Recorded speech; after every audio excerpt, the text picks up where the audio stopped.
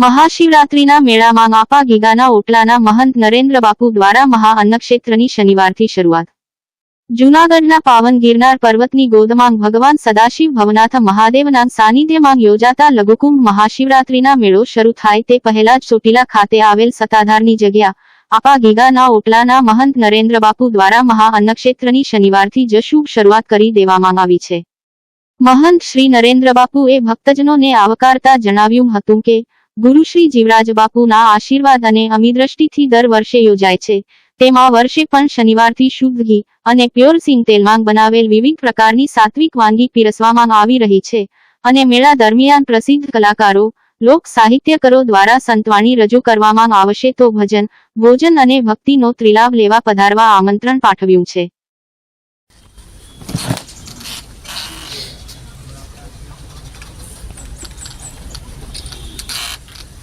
તું તો નહીં ને, તું કેમ નથી લેતો? પછી પાસપોર્ટ પર ગોતવા દઈશ આપી દે લઈએ ને બાબુ કિધર पे તમારા સાઈડ મહાત્મા સંતો મહંતો બધા હરિહર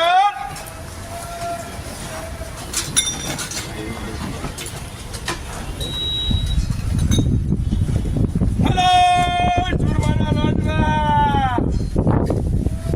બાજરાનો રોટલો રોટલી આવવા દે, રોટલી ભાઈ ઉભરી હાથે નહીં લેવાનું, હાથે નો લેતા ઘડીક ત્યાં ઉભા રહ્યો। રોટલી કોણ લેવા ગયો? છોકરો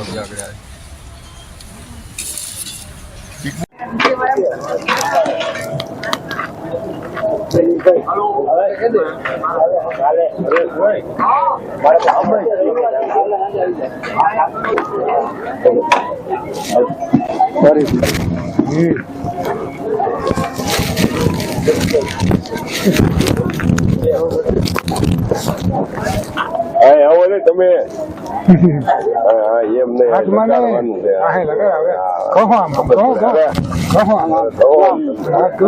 સુગંધ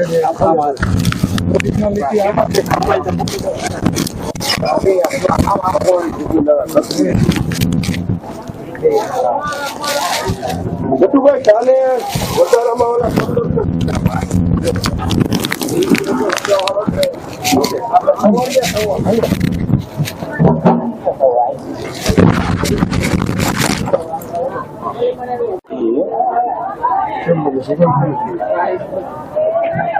હાથા ગયેલું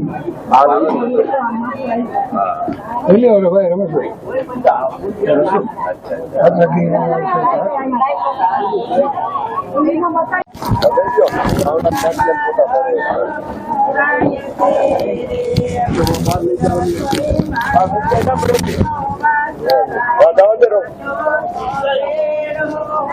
બોલી ના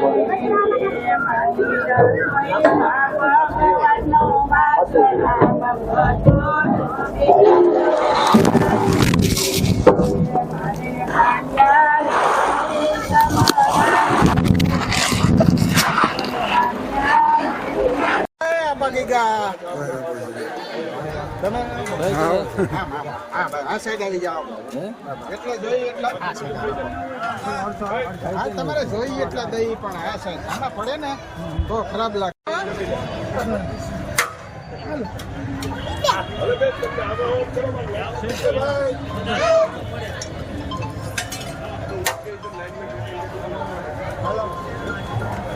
આ સાઈડ આવી જાઓ। શ્રી આપા ગીગાનો ઓટલો ચોટીલા દ્વારા અગાઉ જાહેરાત કરેલી હતી તે મુજબ ગઈકાલે તારીખ 2/3/2024 અને શનિવાર હનુમાનજી મહારાજનો વાર, અડદની દાળ, બાજરાના રોટલા, ચૂરમાના લાડવા વગેરે મહાપ્રસાદથી ગઈકાલે બપોરે 12:39 શ્રી આપા ગીગા ઓટલાનું અન્ન ક્ષેત્ર ધમધમવા માંડ્યું છે।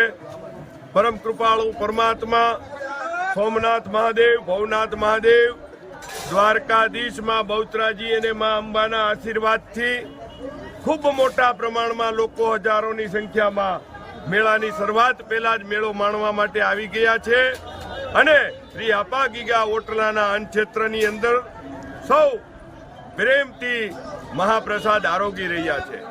શ્રી આપા ગીગાના ઓટલા દ્વારા અમારા સદગુરુદેવ શ્રી જીવરાજ બાપુના આશીર્વાદથી 2 તારીખથી લઈ અને આવતી 9 તારીખ અને શનિવાર બપોર સુધી શ્રી આપા ગીગા ઓટલાનું અન્ન ક્ષેત્ર ધમધમવાનું છે.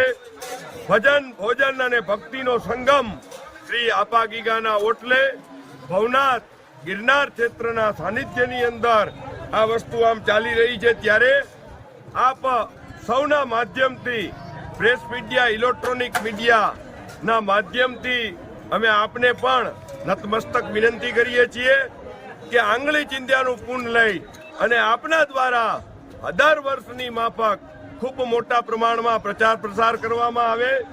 અહીંયા આગળનું અન્ન ક્ષેત્ર સંપૂર્ણપણે કોઈ પણ વ્યક્તિ દ્વારા ચલાવવામાં આવતું નથી. અહીંયા ફક્ત અને ફક્ત અમારો કાળિયો ઠાકર દ્વારકાનો ધણી અને ભગવાનના પ્રસાદ તરીકે જ આ અન્ન ક્ષેત્ર ચાલુ છે. તો આ અન્ન ક્ષેત્રની અંદર સૌ મહાપ્રસાદ લેવા પધારે. મહાશિવરાત્રિના દિવસે એટલે કે 8 તારીખ અને શુક્રવારે ખૂબ મોટા પ્રમાણમાં આજની તારીખે 3-3.5 ટન ઉપર અમે શ્રીખંડનો ઓર્ડર આપી દીધો છે. શ્રીખંડ હોય, રાજગરાના લોટની પૂરી હોય, રાજગરાનો શીરો હોય કે હામાની ખીર હોય, સૂકી ભાજી હોય, સામાની ખીચડી હોય, કઢી હોય, આવી અનેક વસ્તુઓ દ્વારા સવારથી લઈ અને સાંજ સુધી સંપૂર્ણપણે મહાશિવરાત્રિના દિવસે ફરાળની વ્યવસ્થાઓ પણ રાખવામાં આવી છે. દરરોજ સવારે 10-10:30 વાગ્યાથી ભોજન મહાપ્રસાદ, સવારે 6-7 વાગ્યાથી લઈ અને ચા, પાણી, નાસ્તો, ગુંદી, ગાંઠિયા, મોહનથાળ, ચા ની વ્યવસ્થાઓ રાખવામાં આવે છે. દરરોજ બપોરે હોય, સાંજે હોય, ગમે ત્યારે આવો. શુદ્ધ ઘીમાં બનેલી 2 મીઠાઈ હોય છે, 2 શાક, દાળ, ભાત, રોટલી, ફરસાણ, અન્ય સમગ્ર મામલે રોટલી સહિતની દાળ, ભાત, શાક, રોટલી વગેરે ભગવાન ભોળાનાથનો મહાપ્રસાદ, માં ભગવતીનો મહાપ્રસાદ અહીંયા સર્વે લોકોને માટે પીરસવામાં આવે છે. 18 કોમનું શ્રદ્ધા અને આસ્થાનું કેન્દ્ર એટલે સતાધાર ધામ શ્રી આપા ગીગાનો ઓટલો, જે અમારા સદગુરુદેવ પરમ પૂજ્યની જીવરાજ બાપુ ગુરુ શ્રી રામજી બાપુએ જે ચાલુ કરાવેલું છે, જ્યાં સુધી અમારા ઠાકરની ઈચ્છા છે ત્યાં સુધી આ અન્ન ક્ષેત્રની અંદર સેવા આપતા રહેશું. અસ્તુ. શ્રી આપા ગીગાની જય. જૂનાગઢ દામોકુંડ ખાતે સાધુ સંતોનું સંમેલન યોજાયું. અનેક જ્ઞાતિના આગેવાનો પણ રહ્યા હાજર. શિવરાત્રી મેળામાં રવેડીમાં વિધર્મીની બગીનો ઉપયોગ ન કરવા ચર્ચા કરાઈ. વિધર્મીને મેળામાં વેપાર માટે સ્ટોલ ન આપવા ચર્ચા કરાઈ. ભવનાથને વેજ ઝોન જાહેર કરવા ચર્ચા. બાદમાં દામોકુંડથી ભવનાથ સુધી રેલીનું આયોજન કરાયું. 3 અખાડાના સંતોને 3 મુદ્દાઓ પર રજૂઆત કરાઈ. જૂનાગઢના દામોદર કુંડ ખાતે સાધુ સંતોનું સંમેલન મળ્યું હતું. જેમાં અનેક જ્ઞાતિના આગેવાનો પણ હાજર રહ્યા હતા. સંમેલનનો મૂળ ઉદ્દેશ્ય હતો મહાશિવરાત્રીના મેળામાં વિધર્મીઓની રવેડીનો ઉપયોગ ન કરવામાં આવે તે બાબતની માંગ, ઉપરાંત શિવરાત્રીના મેળામાં વિધર્મીને વેપાર માટે સ્ટોલ ફાળવવામાં ન આવે તે માંગ બાબતે પણ ચર્ચા કરાય. જ્યારે છેલ્લો અને ત્રીજો મુદ્દો હતો ભવનાથને વહેલામાં વહેલી તકે વેજઝોન જાહેર કરવામાં આવે.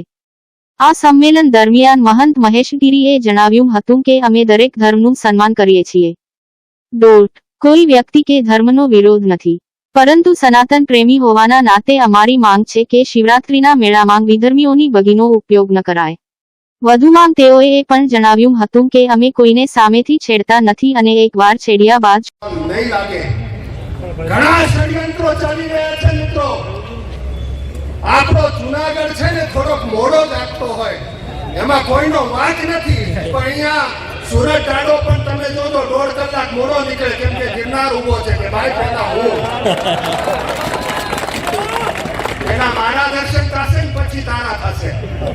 ગિરનાર ટાળો આડો ઉભો છે અને મોડો સૂરજ નીકળે એટલે આઝાદી પણ તમે જોજો 15મી ઓગસ્ટે ભારત આઝાદ થયું, પણ જૂનાગઢ થોડોક મોડો થયો. वैदिक हिंदू धर्म की आज पधारे सभी संतन की, दामोदर भगवान की हर हर हरिओम तत्सत. गिरनार જે વૈદિક હિન્દુ સનાતન પરંપરાનું કેન્દ્ર બિંદુ છે,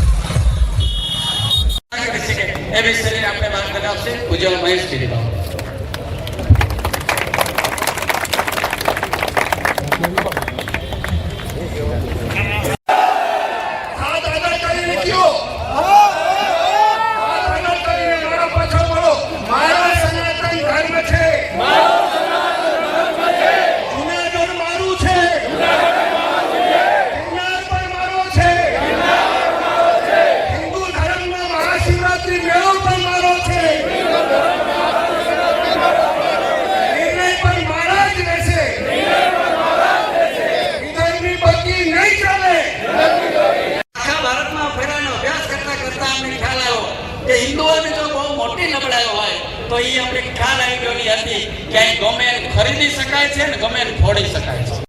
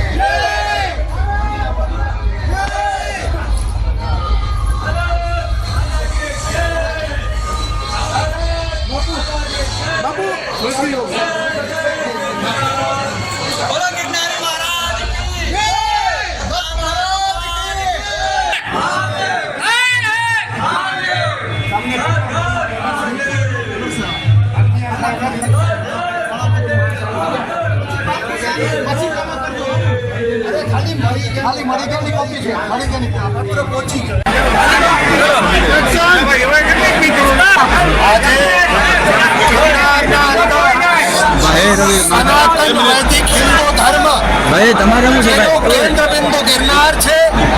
એના મહાશિવરાત્રી મેળાના અંદર બધા સંતો તેમજ બધી જ 18 વર્ણની બધી જ્ઞાતિઓ એવા બધા સનાતની સમાજે એ માગણીઓ મૂકી છે.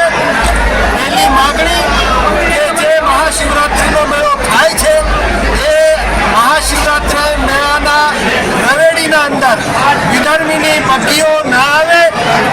બીજી વાત કે કોઈ સ્ટોન વિધર્મીના ના લાગે, જેથી કરીને આ મહાશિવરાત્રીનો મેળો એની પવિત્રતા ભંગ ન થાય. અને બીજી માગણી કે આ ગિરનાર ક્ષેત્રને રેડ ઝોન જાહેર કરવામાં આવે. એના અનુસંધાન